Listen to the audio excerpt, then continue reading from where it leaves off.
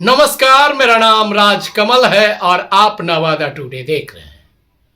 आज औरंगाबाद सांसद अभय कुशवाहा अखिल भारतीय मौर्य शिक्षक सह शिक्षा मंच के एक कार्यक्रम में नवादा पहुंचे। इस दौरान उन्होंने नवादा परिषद भवन में पार्टी नेताओं के साथ बैठक भी किया। इसके बाद उन्होंने पत्रकारों को संबोधित करते हुए बताया कि डबल इंजन की सरकार बिहार में फेल है, लगातार बिहार में अपराध बढ़ रहे हैं। इसके बाद उन्होंने पत्रकारों को राजद के द्वारा धरना प्रदर्शन किए जा रहे आंदोलन के बारे में भी बताया। उन्होंने कहा कि स्मार्ट मीटर के नाम पर गरीब उपभोक्ताओं के साथ उसका दोहन किया जा रहा है। उन्होंने बताया कि 1 अक्टूबर से स्मार्ट मीटर के खिलाफ राजद सभी प्रखंड मुख्यालयों में धरना प्रदर्शन की शुरुआत करेगी। यह आंदोलन चरणबद्ध चलेगा। को भी पता होगा कि स्मार्ट मीटर पर भी हमारे नेता माननीय तेजस्वी प्रसाद यादव 1 तारीख को सुबह बिहार के प्रखंडों स्मार्ट मीटर के विरुद्ध प्रदर्शन का ऐलान पार्टी ने किया है और उसकी भी तैयारी बखूबी जोर से चल रही है। पिछले दिनों नवादा में एक बहुत ही बड़ी घटना घटी थी। उसके लिए हमारे पार्टी ने माननीय नेता ने एक कमेटी गठित कर करके नवादा जिला में और उस घटना स्थल पर भी लेने का काम किया था। ये सारी बातें चल रही हैं, लेकिन 1-2 बात मुख्य रूप से हम आपको जरूर करना चाहेंगे। राष्ट्रीय जनता दल और महागठबंधन परिवार हमेशा जनहित के मुद्दों को और जिस तरह की अभी बिहार में लॉ एंड ऑर्डर की व्यवस्था हो गई है, सरबराह गई, उस पर हमेशा माननीय नेता सरकार का ध्यान आकृष्ट करने का हमेशा काम करते रहे। चाहे वो जिस प्रकार का भी मुद्दा हो, जातीय गणना हुई, जातीय गणना जब माननीय तेजस्वी प्रसाद यादव जी उप मुख्यमंत्री थे, 17 महीने महागठबंधन की सरकार रही, उसमें अनेकों ऐतिहासिक कार्य किए थे। जातीय गणना हुई, उसके अनुरूप आरक्षण का प्रावधान किया गया, लेकिन ये एनडीए के भारतीय जनता पार्टी के जो पर्दे के पीछे लोग बैठे हैं, उसे हाई कोर्ट कर करके उसे रोकने का काम किया। यही नहीं, आपने देखा होगा 17 महीने में ऐतिहासिक एक काम किया गया जो मैं समझता हूँ कि देश में किसी राज्य में पहली बार 2,23,400 कुछ लोगों को एक साथ पहली बार बेरोजगार युवाओं को नियुक्ति पत्र बांटने का काम 17 महीने में एक साथ। ऐसे रोजगार तो उस 17 महीने के कार्यकाल में तकरीबन 5 लाख से भी ऊपर हुई। लेकिन इन तमाम बातों को वो जिक्र करना नहीं पसंद करते। जब भी बातें आती है कि ये रोजगार तो हम लोग पहले से सृजन किए हुए थे, पहले से दे रहे थे, भाई पहले से दे रहे थे तो 15 सालों से सरकार चल रही थी, आपने क्यों नहीं दे दिया? तो यही एक मुद्दा नहीं है। 2015 की भी हम बात बताएंगे। 2015 में जब हम महागठबंधन की उस समय और महागठबंधन में ही हम टिकारी से विधायक हुए थे, और आपको याद होगा कि उस 2015 में जो सरकार बनी महागठबंधन की, उसमें हर घर नल जल योजना, हर गली नाली पक्कीकरण योजना, GTNS वाई योजना, ग्रामीण टोला निश्चय पथ योजना, ऐसे अनेकों जो जनहित की जो काम थी उसे महागठबंधन के सरकार में की गई, जिसका ढिंढोरा मैं समझता हूं कि सारे लोग एनडीए के हैं वो कितना प्रारंभ करते हैं। आज हमारे नेता जब कहीं पर भी घटना घटती है तो हमारे नेता लॉ एंड ऑर्डर पर सवाल उठाते हैं, सरकार का आंख खोलने का काम करते हैं, तो वो चले जाएंगे 15 साल 20 साल पीछे। अरे भाई, अभी जिसकी बात का ध्यान हम आपको देना चाह रहे हैं, आप उस पर तो जवाब दे दीजिए। क्यों दिन दहाड़े हत्या हो रही है, क्यों लूट हो रही है, क्यों बलात्कार हो रही है?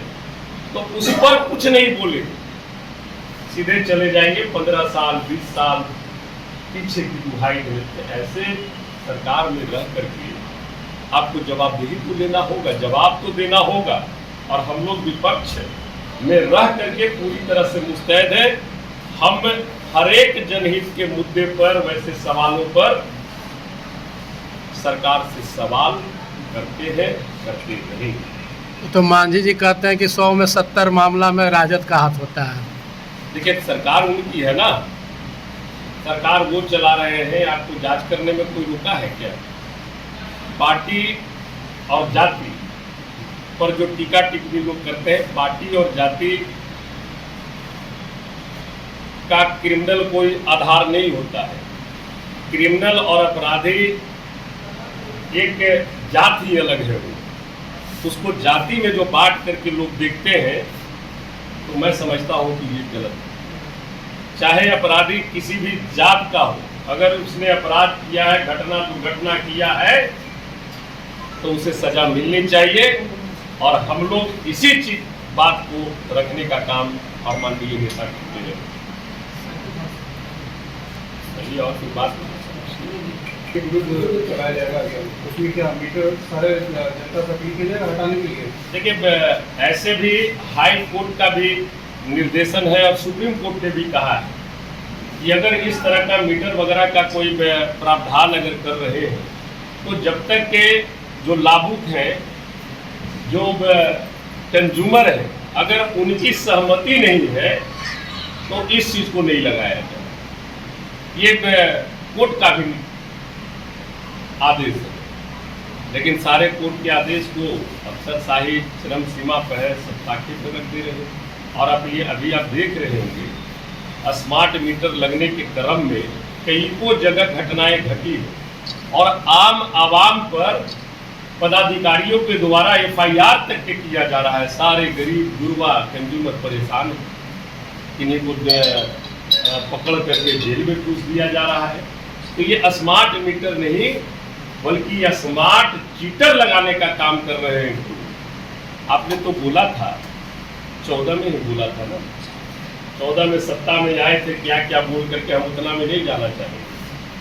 लेकिन एक दो बात को का ध्यान हम आपके माध्यम से आकृष्ट कराना चाहते हैं। याद होगा, माननीय प्रधानमंत्री जी ने कहा था कि हर एक के सांसद जो है वो एक गांव को गोद लेंगे। याद है? यहाँ भी आपके सांसद के द्वारा, जो अभी केंद्रीय मंत्री है, गोद लिया गया होगा। उस गांव की स्थिति देख लीजिए ना, गोदे में रह गया लगता है। नहीं, आप समझ सकते हैं किस तरह का लोगों को दिग्भ्रमित करने का काम ये भारतीय जनता पार्टी और एनडीए की सरकार करती है। आप 543 लोकसभा के जो लोग गोद लिए थे, उस गांव की स्थिति के बारे में देख लीजिए, क्या स्थिति रही। तो ये सिर्फ दिग्भ्रमित करने का काम करते हैं, कभी जाति धर्म के नाम पर, कभी मंदिर मस्जिद के नाम पर, कभी पिछड़ा दलित के नाम पर, कभी आरक्षण के नाम पर। तो ये सिर्फ दिग्भ्रमित करने का काम कर रही है सरकार।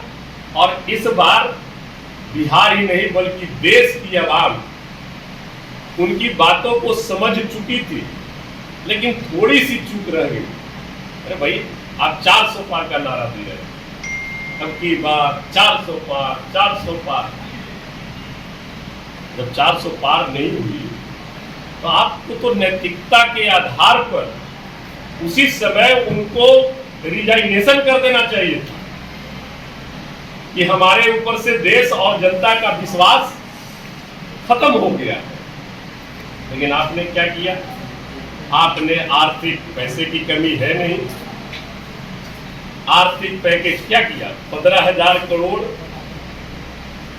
वहां आपने दे करके उनका समर्थन प्राप्त किया।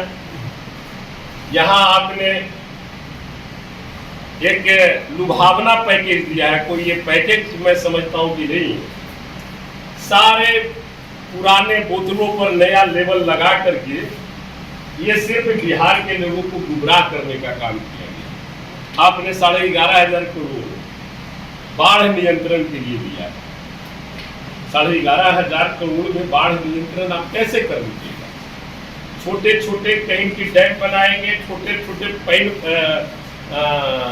चहका बनाएंगे। अरे भाई, जिस तरह का कोसी बराज अभी उफान पर है, वो आप अगर बना भी दीजिएगा तो वो रोक पाएगी बाढ़ को? वहां तो काम करना चाहिए था कि जो नेपाल से की तराई से जो पानी जाती है, नेपाल सरकार से वार्ता कर करके हाई लेवल वहां पर आप डैम बनाते, और डैम अगर बनाते